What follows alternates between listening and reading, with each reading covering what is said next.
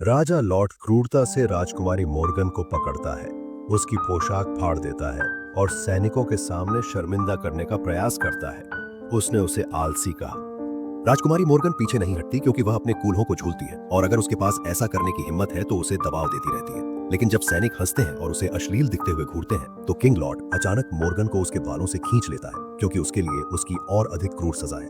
King Lord फिर Morgan के हाथों को एक छड़ी से बांधता है और उसे कमर के बीच में छोड़ देता है। वास्तव में वह जानता था कि मोर्गन ने उसे एक गठबंधन में बहकाया था ताकि उसका इस्तेमाल उत्सुक अन्य अवैध बेटे को खत्म करने के लिए किया जा सके, ताकि वह थोड़े प्रयास के साथ सिंहासन पर चढ़ सके। हालांकि गहन कानून का मानना है कि मोर्गन अपने गठबंधन की प्रकृति को पहचानने में विफल रहा है और सच्ची शक्ति कहाँ है, इसलिए उसने उसे प्रतिबिंब की एक रात के लिए कहीं न कहीं पर छोड़ दिया। यदि वह भाग्यशाली है कि वह भेड़ियों से नहीं होगी तो उसके पास अभी भी उसके साथ काम करने का मौका होगा क्योंकि रात पहनती है। एक रहस्यमय मिस्ट्रॉड मॉर्टन के आसपास का माहौल है। मोर्गन सावधानी से चारों ओर देखता है लेकिन महसूस करता है कि यह भेड़िया नहीं है बल्कि शैतान है जिसके साथ वह जादू टोना का व्यापार कर रही है। यह एक हेफर है। यद्यपि शैतान लगातार बड़बड़ाता है कि वह उसके साथ गलत है, मोर्गन को नहीं पता कि शैतान किसकी ओर इशारा कर रहा है। सौभाग्य से कम वह शैतान की सुरक्षा में रात तक पहुंचती है। अगली सुबह राजा लॉ उसके गाल को हिलाकर उसे जगाता है। वह उम्मीद करता है कि उनके सहयोगी मोर्गन सजा की एक रात के बाद अधिक अनुशासित होंगे। चूंकि देवताओं की तलवार आर्थर द्वारा बाहर निकाली गई है, इसलिए उसके लिए आर्थर को राज्य छोड़ने के लिए 5 सुबह देने का कोई मतलब नहीं है। इसलिए राजा लॉट ने आज रात आर्थर पर हमला करने का फैसला किया। दूसरी ओर आर्थर, जो एक दिन और एक रात से कोमा में है, आखिरकार उठता है। वह अभी भी विश्वास नहीं कर सकता कि उसने वास्तव में देवताओं की तलवार खींची। हालांकि वह अभी भी थोड़ा कमजोर है। मर्लिन आज रात आर्थर के राज्याभिषेक समारोह का आयोजन करने पर जोर देता है। सैकड़ों योद्धा आर्थर को देवताओं की तलवार खींचने और उसे राजा बनाने के लिए देखने आए हैं। मोर्गन घोड़े की पीठ पर महल में पहुंचे, लेकिन वह यहाँ एक संदेश भेजने के लिए आई है। मोर्गन मर्लिन को आज रात पर हमला करने की किंग लॉट की योजना के बारे में बताता है और वह उन्हें शुभकामनाएं देने के लिए एक संदेश के साथ छोड़ देता है। इसलिए मर्लिन लड़ाई की तैयारी करता है और सुनिश्चित करता है कि राजकुमार बिना किसी बाधा के चलता है। मैं वहां हूं, तुम्हारे लिए तुम हो। निर्विवाद राजा। और इसलिए आर्थर को भीड़ द्वारा मुकुट देखा गया और खुश किया गया और फिर अपनी घोषणा की। राजा के रूप में वह उपस्थित लोगों की उच्च उम्मीदों को पूरा करने में विफल नहीं होंगे और अपने लोगों पर एक नए तरीके से शासन करेंगे। आर्थर ने तब अपने भाई केस मार्शल और अपने पालक पिता और उद्धारकर्ता लेंट्स को शाही गार्ड के रूप में नियुक्त किया। मैं आर्थर पेनड्रैगन हूँ और मुझे आपका राजा होने पर गर्व है। राजा के राज्याभिषेक समारोह के बाद भीड़ एक खुशहाल पार्टी में थी। तब आर्थर ने उस गोरा लड़की को देखा जिसने उसे मोहित कर दिया था। इसलिए हम उस खूबसूरत मुठभेड़ को जारी रखने के लिए उसके पास चले गए, जिसे आखिरी बार बाधित किया गया था जब उसने आखिरकार उसका नाम कैनेवीर सीखा। दोनों ने अच्छी बातचीत की और फिर वे समुद्र के किनारे छत पर चले गए। पेय की भावना में कैनेवीर ने समुद्र की ओर नीचे देखा और पूछा, क्या यहाँ से कूदना मुझे मार देगा? अगली बात जो आप जानते हैं आर्थर बाट पर है, क्या आप है? सोचो समुद्र है। जांच करो।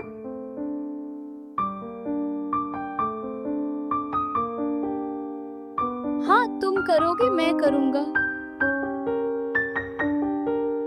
AD 123।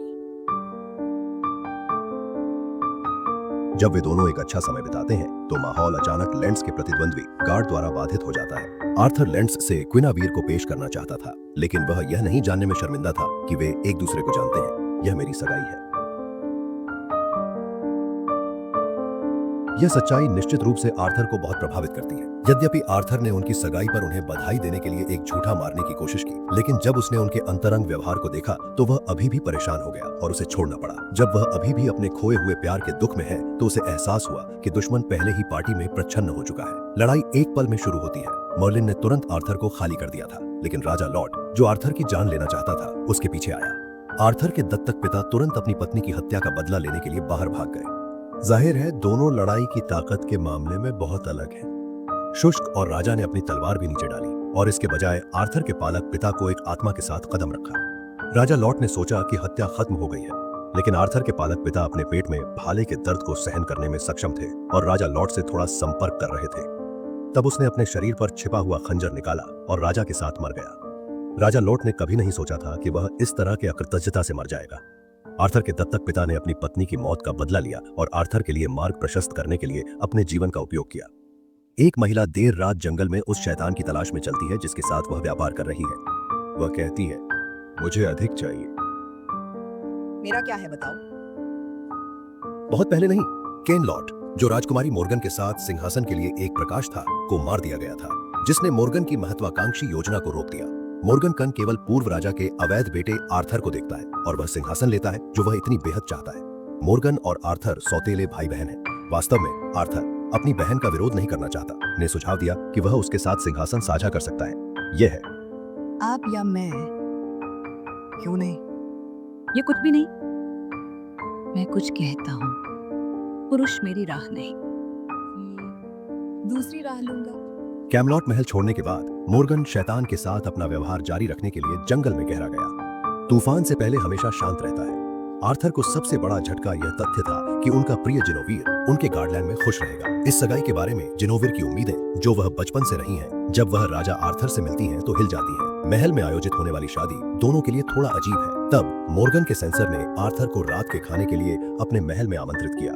मर्लिन अभी भी यह पता लगाने की कोशिश कर रहा था कि मोर्टन क्या कर रहा था, लेकिन एक दुखी आर्थर ने हाँ कहने में संकोच नहीं किया। मर्लिन के पास उसके साथ होने के अलावा कोई विकल्प नहीं था।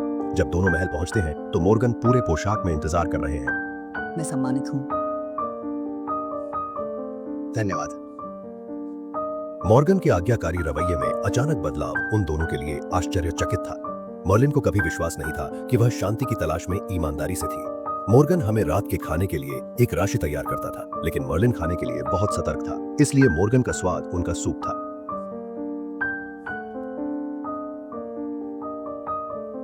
इसलिए रात का खाना इतने सुखद माहौल में चला। रात के खाने के बाद आर्थर मॉर्गन के महल में सो गया। मॉर्गन देर रात उसे अपने कमरे में देखने आया। वे दोनों अब उतने ही करीबी थे जितने भाई बहन घृणा के बिना हो सकते थे, लेकिन इस बार मॉर्गन इस सतह पर एक उद्देश्य के साथ उसके पास आया। उसने कहा कि वह अपने भाई को जानना चाहती थी और आर्थर को अपना बचाव छोड़ने के लिए मजबूर किया। तब उसने गलती से आर्थर की छाती को काटने का नाटक किया जब वह उसे पोंछने वाली थी।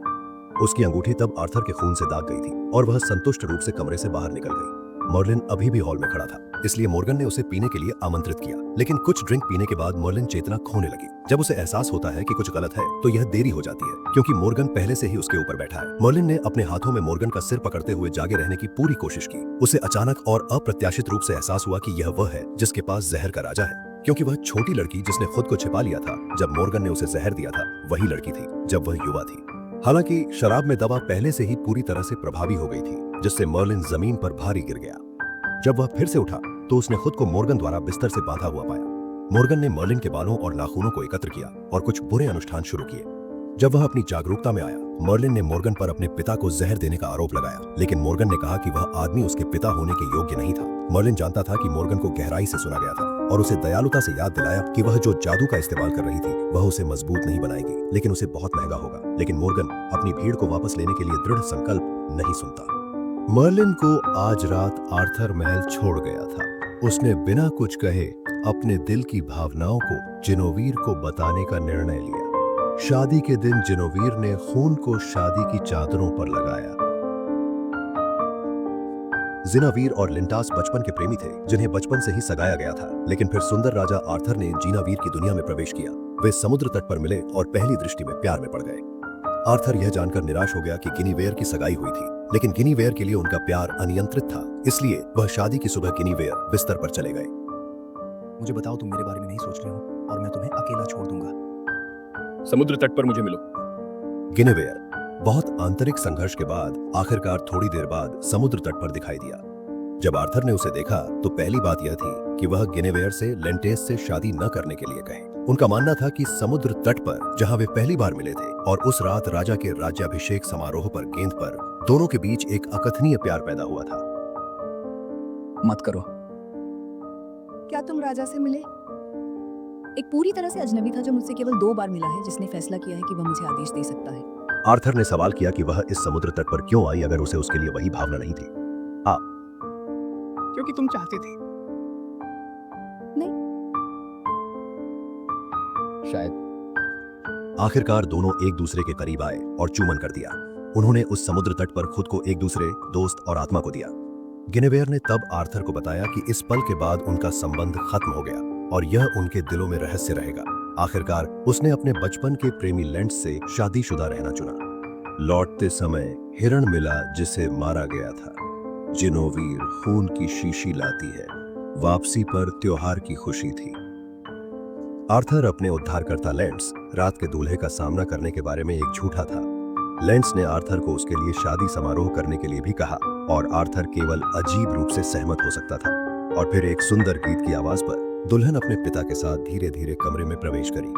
किना वीर आर्थर से गुजर गया और ब्रूम के पास आया। आर्थर केवल अपने दिल में दर्द सहन कर सकता था और नवविवाहियों के लिए शादी समारोह कर सकता था।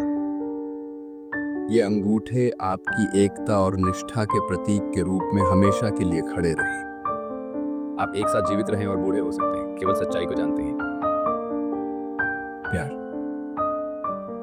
इस बीच राजा आर्थर की बहन मोर्गन ने जादू टोना के लिए आर्थर के खून का इस्तेमाल करना शुरू किया। ऐसा करने से वह देखने में सक्षम थी कि आर्थर की आंखों ने क्या देखा है और इस प्रकार उसके दिल में छिपे रहस्यों को सीखा।